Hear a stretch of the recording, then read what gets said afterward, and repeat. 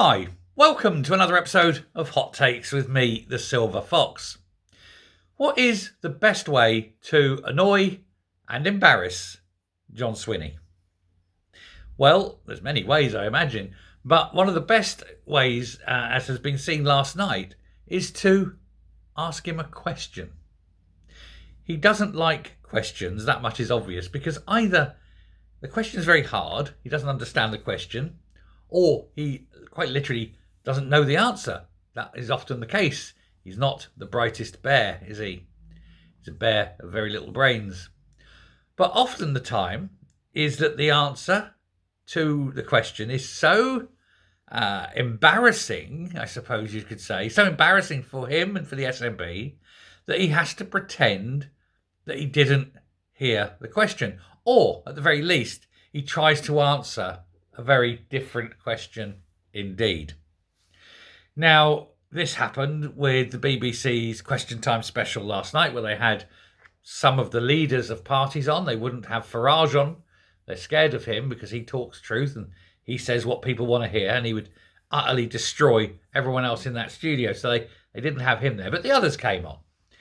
Now, Swinney was asked, and quite rightly, he was asked this. He was asked by Fiona Bruce a question that left him obviously embarrassed, and you could see that he did not want to answer that question, because the position as far as the SNP are concerned is, if they win at the election, if they win the most number of seats in Scotland, then they're going to take that as a direct mandate that they could then begin talks about having a second referendum and pushing for independence.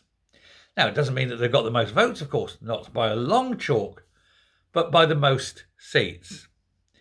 Of course, it won't at all, because first of all, it's not a referendum. Secondly, it clearly, unless you get the most votes, has no any legitimacy. And thirdly, the conversation will be, he phones up Westminster and goes, "I'd like to talk about a referendum." And I'll go, "Oh, yes, thank you, John, thank you, no," and put the phone down.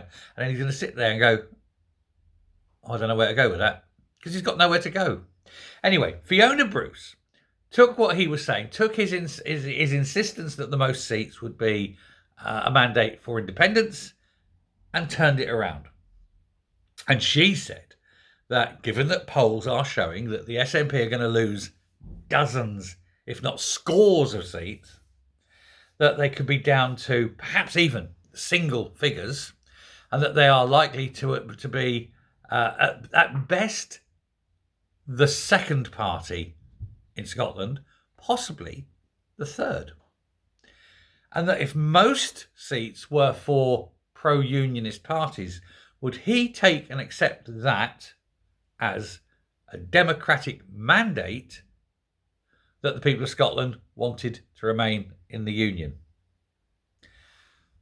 Well, you could see the rabbit caught in the headlights for just it was only a second or so, but you can see when she asked that, and you could just see in the camera cut to him, he was like, and then he had to come up.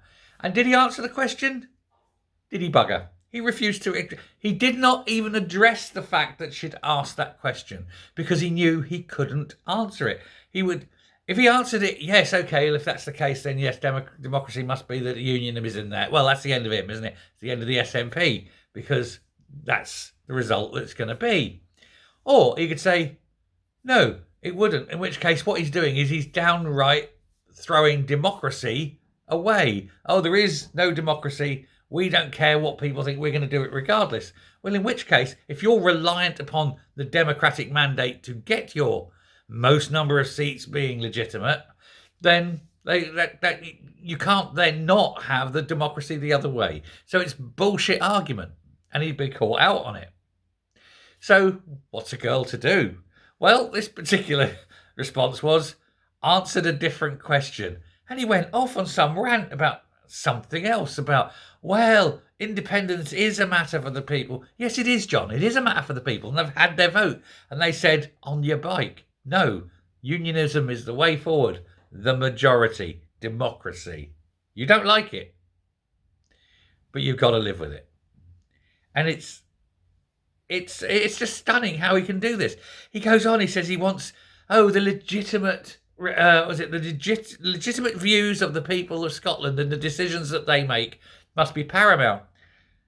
This is the man that wants to join the EU and hand over all decisions to an unelected commission for which there is no control. But hey, apparently that's democracy in his mind.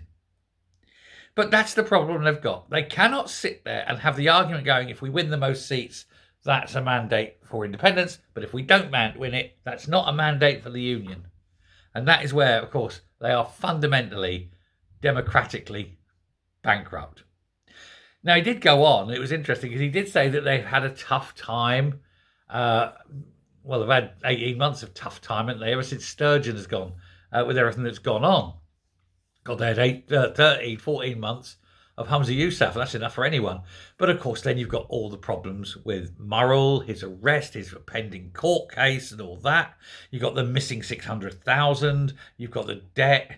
You've got the lack of sponsorship. You're going into an election with zero funds. So, yes, you do have a problem, John. And he's sitting there, but yes, people can now safely do it. We've got this trust problem, we've beaten that, we're coming back and people can trust us again. And no, they can't. Basically, no, they can't. They can't trust you. Nobody can. You are a busted flush. Now, they're trying desperately to rebuild any kind of trust, but it's not possible until they open up and are completely honest. And they're not. They're shady about everything. I did the video earlier. They won't even say if they've paid Murrell back the 60,000 because they don't want anyone looking at the accounts. And my next video, keep an eye out for it.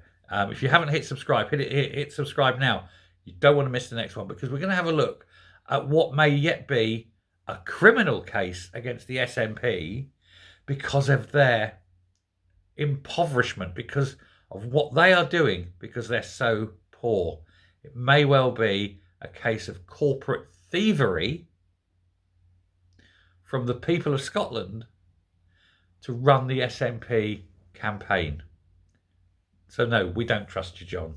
We really, really don't trust you. I mean, I don't trust any of them. They're all crooks, aren't they? All politicians are awful people. You have to be an awful person to become a politician, especially if it's party political. But some parties are better than others, and some are way worse. Anyway, we won't answer that question, but who knows? Thanks for listening. Do keep an eye out for the next video because we're going to have a look at that more possible charges coming on the SNP on top of everything else, as it looks like they've been engaged in some very sneaky, dodgy, and possibly illegal doings. So let me know what you think about it, and I will speak to you later. Bye.